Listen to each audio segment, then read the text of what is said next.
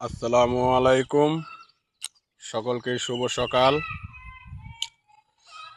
এখানে হলুদ বাগান প্রস্তুতি কাজ চলছে, আপনারা দেখতেই পাচ্ছেন।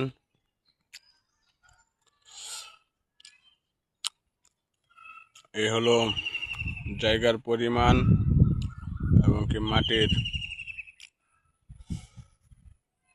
ভালো দিকগুলি।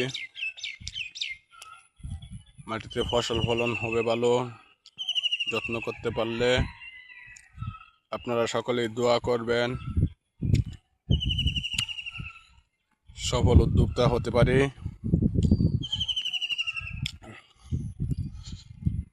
এখানে চারা, ঝিঙ্গার চারা জন্য থল করা হয়েছে, চারা স্থানান্তর করা হবে। আরো 2টি থল করা হয়েছে ওই জায়গায়, দেখতেই পাচ্ছেন। এখানে 2টা খেজুর গাছ আছে।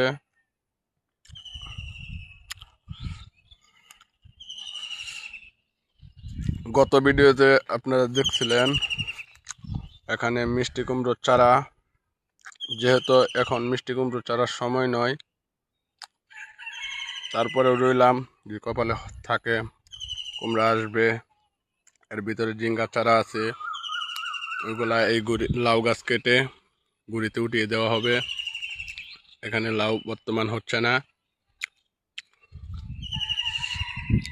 গাছ পরিষ্কার করে তারপরে এখানে ঝিঙ্গার গাছ উঠাবো।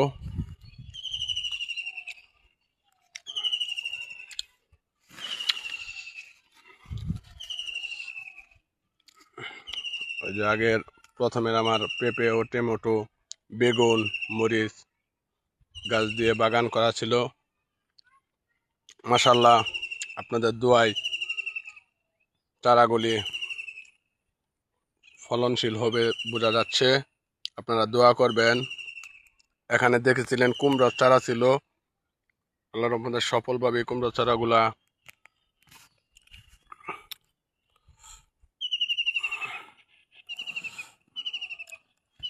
হচ্ছে।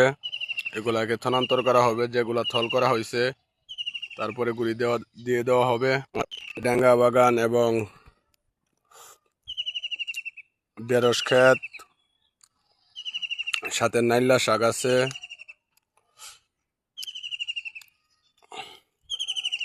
মাঝে মাঝে পেঁপের চারাগুলি যে উঠিয়ে এনে লাগানো হয়েছিল, এগুলো আশা করি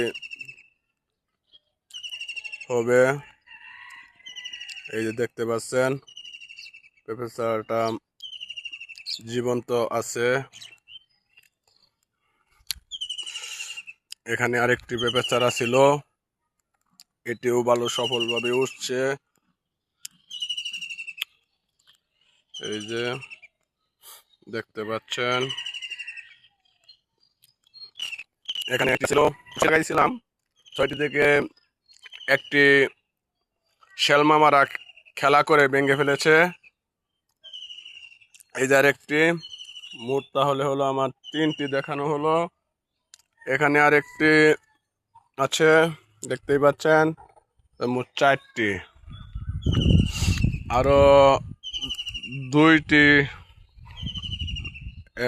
একটিতে চারা নেই, চারাটা নষ্ট হয়ে গেছে। এখানে আরেকটি চারা লাগাতে হবে। এটা কিভাবে জানি উঠে গেছে চারাটা, আর এটা শ্যালমামা নষ্ট করে ফেলেছে।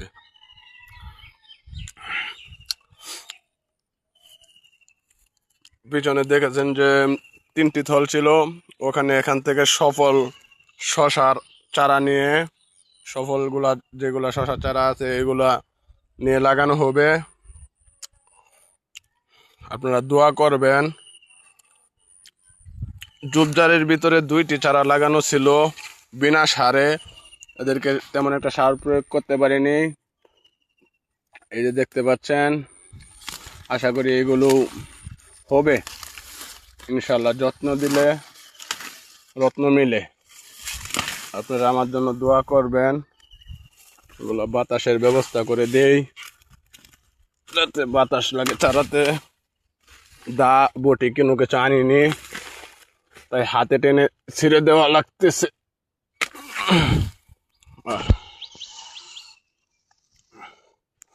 যাতে 5 ওয়াক্ত নামাজ পড়ে আল্লাহর কাছে দোয়া করিস, আপনারা আমার জন্য দোয়া করবেন যাতে সফল উদ্যোক্তা হতে পারি, প্রতিষ্ঠিতভাবে সফলতার সাথে নিষ্ঠার সাথে চলে দুনিয়াতে চলতে পারি। পেঁপে গাছে খোঁড়া দিয়ে দিতে হবে। দেখতে পাচ্ছেন এই যে পেঁপে গাছটা দেখছেন, এটা করর চারা, তারপরেও মাশাল্লাহ আল্লাহরই লীলা খেলা, এটাতে ফুল আসছে, প্রলিঙ্গ মানে উভয় লিঙ্গর ফুল দেখা যাচ্ছে। এই যে মাত্র 1.5 মাস হলো চারাটা লাগিয়েছি, দোয়া করবেন। মাশাল্লাহ চারাটা হয়েছে, খোঁটা দিয়ে দেব। আর এটা হলো আপনারা বিশেষ করে পেঁপে চারার প্রথমত পুকিগুলো ভেঙে দেবেন, পাতা থাকবে, খোঁড়া দিয়ে দিলে হবে। আরেকটি যে এখানে মরিচ গাছগুলা তেমন মরিচ ছেড়েছে, আল্লাহ দিলে মাশাল্লাহ মরিচ ছাড়ছে, মানে মরিচ ধরেছে আর কি। এই যে দেখতে পাচ্ছেন একটি মরিচ, ফুল আছে অনেকগুলো। এটা হয়তো একটু রোগা পাতলা দেখা যাচ্ছে, কিন্তু ফুল আছে, এটাতেও ফুল আছে। যেহেতু টমেটো গাছে খোঁড়া দিয়ে দেওয়া লাগবে, বেচালা জীবন, এর জন্য বেশি একটি যত্ন দিতে পারছি না। আশা করি যত্ন দেব, খোঁড়া দিয়ে দেব।